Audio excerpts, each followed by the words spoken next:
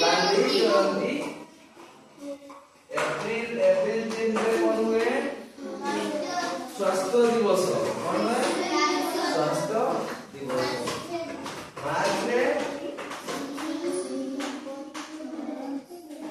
शहीद दिवस कौन हुए मार्च रे हुए शहीद दिवस।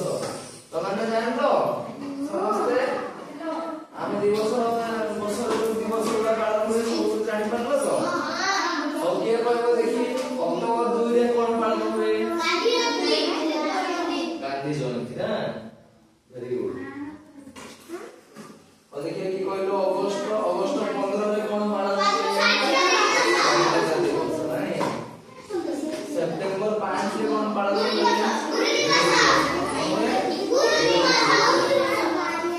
नवंबर 14 रे कौन पालन हुए शिशु दिवस। हां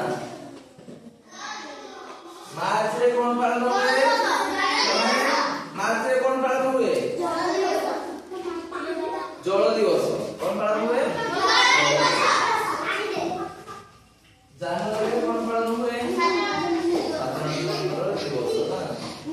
चलो तमे हम दिवस विषय सब जान लो ये रे कौन पालन हुए दिवस विषय समझते जानि पारला तो।